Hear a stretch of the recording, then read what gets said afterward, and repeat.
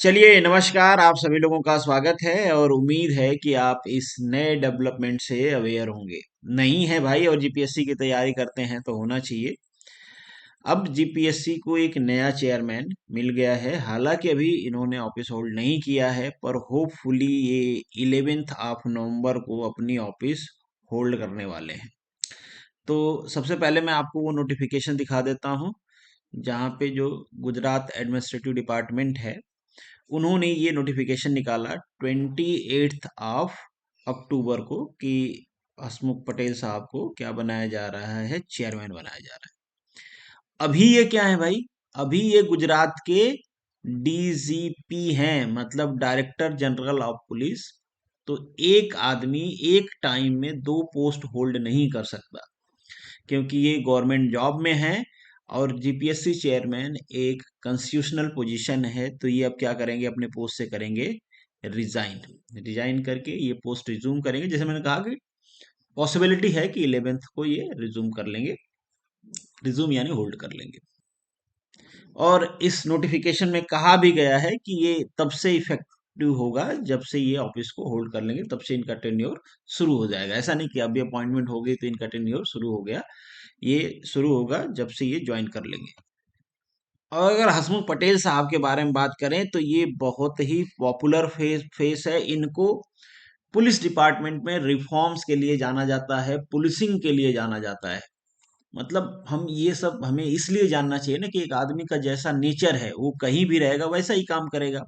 तो इन्होंने police department में बहुत अच्छा काम किया है।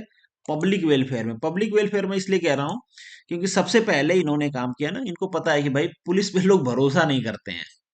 तो ट्रस्ट बिल्डिंग कैसे किया जाए, इसके लिए इन्होंने कहा कि हमको फीडबैक लोगों से या फिर एजेंट से नहीं चाहिए, हमको डायरेक्ट पब्लिक से फीडबैक चाहिए। तो ऑफिसर्स को इंस्ट्रक्ट किया गया, उनको गाइड किया गया, उनको मोटिवेट किया गया कि आप डायरेक्टली पब्लिक के कांटेक्ट में रहिए, थ्रू सोशल मीडिया कांटेक्ट में रहिए, डायरेक्ट कांटेक्ट करिए, ट्रस्ट बिल्डिंग करिए। ट्रस्ट डिफिजिट रहेगा तो फिर मतलब जो पुलिसिंग है, जो हमारा काम है वो हम ठीक से नहीं कर पाएंगे।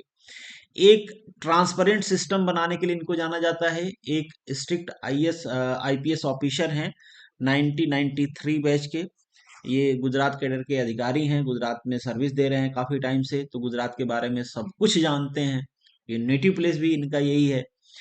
अब क्वेश्चन उठता है कि ठीक है भाई, पुलिस डिपार्टमेंट इन्होंने बहुत अच्छा काम किया है, नाम है इनका, ईमानदार है, पर यहाँ पे तो काम रिक्रूटमेंट का है। यहाँ पे तो ऐसा नहीं है कि लोगों की जो समस्याएं हैं उनको सुनना है। तो क्या रिक्रूटमेंट का इनके पास एक्सपीरियंस है, क्या चीजें ठीक से हो पाएंगी? या जब देखा है आपने पिछली बार जब नलिन उपाध्याय सर आए थे तो काफी डिले हो रहे थे, एग्जाम कैलेंडर काफी बार चेंज हो रहे थे, तो वैसा झंझट तो नहीं होगा?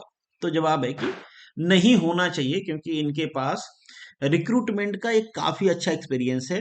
अपने पुलिस करियर के साथ साथ ये जो गुजरात पुलिस भर्ती बोर्ड है उसका चार्ज था इनके पास GSSB का चार्ज था। तो इनके पास ठीक ठाक रिक्रूटमेंट का एक्सपीरियंस है। ईमानदार आदमी हैं, स्ट्रिक्ट आदमी हैं।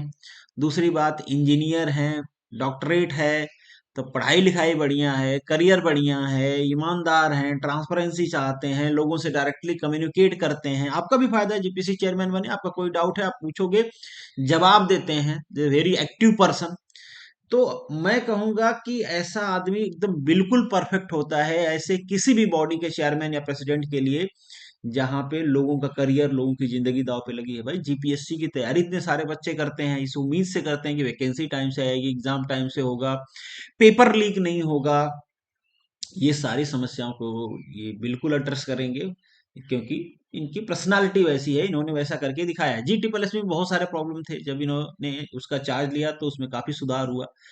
बीच में कहा जाने लगा था 2022 के बाद, जब 10 से चले गए, कि GSSS भी जीपीएससी बन गया है और जीपीएससी GSSS भी बन गया है।